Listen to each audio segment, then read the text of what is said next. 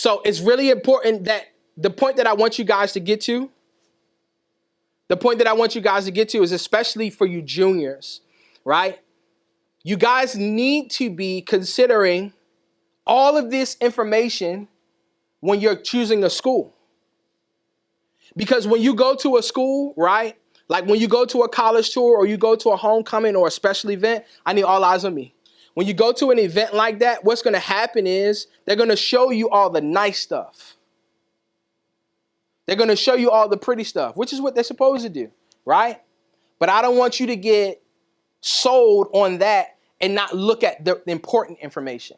How much it costs, how it's going to get paid for, and most importantly, what it's going to do for you after you graduate. The term is called return on investment. Or in short, it's called ROI, return on investment. So when you go to school, you're making a financial investment, but you're also making a time investment. You're going to spend, more than likely, most of you guys will spend at least 4 years at that said institution. You can't get those 4 years back, right?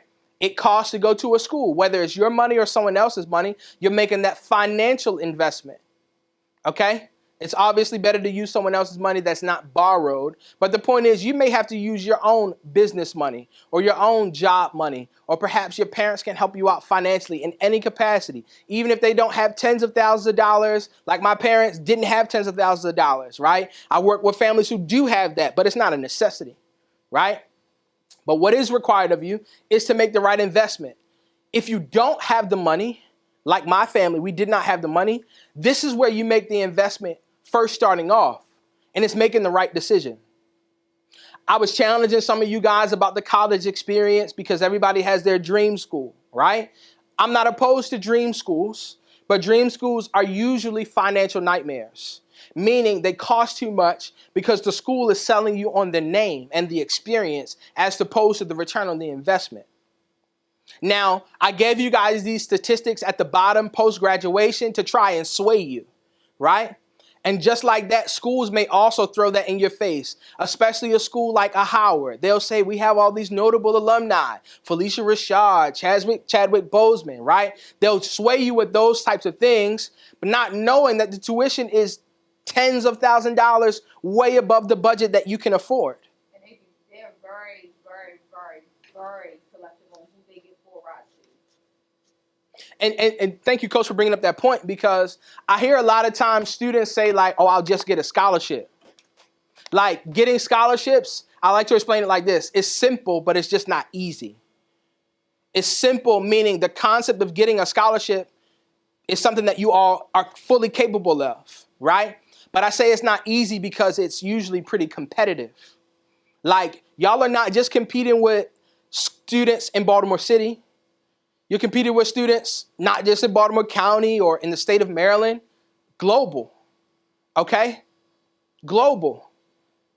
And so because you have that competition, that's what makes it simple but not easy. So you're competing against many others. And so this is the information that I really want y'all to lock in on when you're making a decision from a school. Anybody that you talk to from a school is hardly ever going to, look at me, hardly ever going to tell you the bad things about the school. I don't care how big the name of the school is. Every school has something, okay? And I even, to your point, I think it was Brooke or Micah that mentioned that they would transfer if it wasn't working out experience-wise. Brooke, right? Here's my thing with that, right? Especially if you go to a school that's more financially responsible, like School B, or for your situation, a better financial decision. I always say to the students who necessarily think that the experience is not good or that something bad is happening, I always tell them that this could very well happen at School A. Like everybody's going to have something. The grass ain't necessarily greener at the more pristine or the higher graduation rate institution. The grass is always green where you water it. And so when you're making a decision, you got to water your own lawn. You got to empower yourself with the right information. Particularly, the information that you need to empower yourself with is the financial cost. Who's going to pay for it? And what will this do for you financially once you graduate? The post-graduation statistics are important because the environment that you're in is an aspect that is conducive for success. Like you have a greater probability, right? When you're around successful people, your mindset will begin to change. You'll begin to be in infectious environments where people are being successful, and it'll make you want to be successful as well, right? Ultimately, the responsibility is your own. Ultimately, the responsibility is your own as it pertains to where you go and what you do when you go there. Like even though school A on paper, some may consider to be the better school, the more well-named school, or the more better reputation school. If you go to school A and you don't perform well academically and you don't get involved on campus and you know what I'm saying, you don't do what you're supposed to do and you don't maximize the fullness of that experience, it won't matter. It won't matter that you went to the big flagship school. Your experience is what you make it. Your experience at that school is what you make it. And it starts with getting the information on the front end. Are there any questions about this? Now, here's what I would say. Y'all want to know what my choice would be? My choice, I would go about it like this. If I could get into both of these schools, right, I would try to go to school A. I would do everything I could to go to school A. And if I could not afford it, if I could not foot the bill at the end of, let's say, by March or April, right, maybe even May, and I couldn't foot the bill, or in other words, pay for it, and I got more money, I would just go to school B, right? The beautiful thing about outside scholarships especially is when you win them, the money is yours regardless of what school you go to in most cases, okay? So let's say I still couldn't afford school A and school B is a better financial choice for me, and I got more than what I needed, and I got a little bit more towards the balance for school A. I can still take all that money to school B. And let's say I have more than $24,500 at school B. Do you know where that money comes or where that money goes? Thank you. It comes back to me. And so let's say I have $30,000 in scholarships, right? And that's not enough for school A. That extra $6,000 or so odd dollars, $5,500 or so odd dollars, it comes back to me. And now you can do things like invest it in your business. Or you can put it in a 529 account while you're still in school so that $5,500 can grow. Or your mom can put it in, your parents can put it in, your guardians can put it in your 529 so it can continue to grow. Because you got to pay for school for 4 years. Okay? And so this is the strategy that I need y'all to be thinking about. Here's something that I don't mean any harm when I say this, but it's just the truth, and I've seen and heard it a billion times. Most of you guys have college counselors at your school, right? But I don't want you to make the mistake of thinking that it's their responsibility to help you make this decision. Okay? They have however many hundred students at one time. I'm not saying that you're not a priority to them. I'm not saying that. But I am saying, however, that they have many other things going on. And so this is something that you have to jump in the driver's seat in. Okay? Hold on, wait. Even more than your parents. Why? Somebody ask me why. Say why. Because you're going to college, not your parents. It's your degree, not your parents. It's actually true. It's called FERPA. So by law, they actually cannot contact you, unless, of course, you're emancipated, meaning you're underage and you have the legal authority to be on campus, right? They're not going to call your parents about this stuff. You have to make the decision. What am I trying to tell you? In short, that this is your responsibility and I want you to start taking it serious. Okay? Especially for my juniors that are getting ready to come up this year. Like, this is stuff that y'all need to be looking at now. Because I guarantee you, on every college store, they're going to tell you about all the good things. And that's what they're supposed to do. Okay? So I don't want you to be making an uninformed decision on what school you go to. This is the information that you need.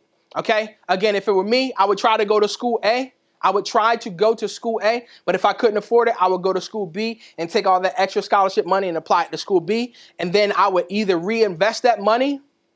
Yeah, I would reinvest that extra money that I had. I would probably put it in a 529 account or some sort of investment account so that money could grow, so that I could have more money for the following years in college. Because you know what, something that happens regularly is the tuition and fees, that $65,000, it's going to quickly go up to about $69,000 or $70,000 in the time that you'll be there. It goes up every year pretty much. Sometimes it goes down, but most of the times it goes up. Excuse me. So it's important that you're planning for those things. Now, as I mentioned before, it's your responsibility. We're about to get into an activity, right? As I mentioned before, it's your responsibility. I'm not saying that you have to do this on your own. I'm saying you got to take the charge. You got to take responsibility for it. Yes, I do believe your parents should help you. I do believe that your parents would help you, right? But I'm saying that at the end of the day, I want you to be in the forefront getting this information so that you can make an informed decision. Don't think that is your college counselor's responsibility. I told y'all I went to St. Paul's School for Boys. Didn't nobody do this. I didn't even know what student loans were. And that's supposed to be a college preparatory school. Okay? And so with that being said, I really want you guys to wrap your mind around the responsibility that you have in this. It's yours and no one else's. My name is Jordan Green-Ellis and I'm your debt-free degree coach, but who I am is not nearly as important as what I'm about to say. This is Kamaya Tynes, one of the students that I've recently worked with who is a college freshman and on her way to a degree without debt. She actually goes to one of the most expensive schools in her state. It's over $60,000 a year and she's getting paid to go to school. Why? Because she had the right information. The question isn't whether or not you can pay the bill. So I don't want you to worry, parents, because I know you're thinking about how that premium price is going to get paid, y'all. Your kid has got a dream school and they got accepted into it, but you're wondering, man, what do I have to do to make sure that this bill is covered? Because I don't want my kid to ruin themselves financially. You and many others have this question, but you don't have the answer. The answer is in the information, y'all. You got to know how to get it done. Just like Kamaya and Antonio and Desiree and many others families that I work with just like yours, the how is in the information, y'all. So I want to encourage you to get the information. If you're wondering of how to foot the bill, if you're wondering if whether or not you're going to have to take drastic measures like my parents did, who actually took money from their retirement to put their baby boy through college and it still wasn't enough, I still had to borrow over $30,000 of student loans. If you're wondering how to avoid all drastic situations, then I want to encourage you to look no further and come get the answers to your questions at my upcoming boot camp, y'all. I'm going to give you all the information that I give to my families one-on-one in one day. I've come up with a formula. I've come up with a curriculum to be able to give you so that you don't have to depend on anyone else. One of the greatest pitfalls that I see in college preparation is that families think that they have time. Families think that the money's just going to pop up. Families think that the school they're getting ready to send their kid to is going to help them pay for it. And the truth is, y'all, they're not going to help you. I want to encourage you to get to my upcoming boot camp this month. It is the Degree with No Debt College Boot Camp. And I promise you, it'll be the best investment that you make this year. Why? Because you're going to get so much of a return on this investment. You're going to be like, I should have paid 20 times as much as I paid for it. There are two ways that you can join this boot camp. There's general admission, which is $50, and you'll be able to join this boot camp and get all the information that you need. And honestly, this would be good enough. But if you want to take it a step further, if you want to enhance your experience, I want to encourage you to join the VIP experience. The VIP experience comes with admission to the boot camp, as well as 2 of my books for free, as well as a scholarship list for free, as well as a private Q&A session for free. And the last bonus is absolutely crazy, but I'm going to do it anyway, y'all. You'll get a month free in my private community called Caps and Gowns University. And it's just basically like the boot camp on steroids, y'all. It's so much more information. It's a community of people that are learning and growing just like you on their way to a debt-free degree. So I want to encourage you to sign up so that you can get the right information. Yes, it's going to be a lot, but you'll have access to the replay for a limited time. You'll be able to have what you need, y'all. And if you have any other questions, please reach out to my team at cgu@jordangreenellis.com. I am signing out, y'all. But I'll see you at the boot camp.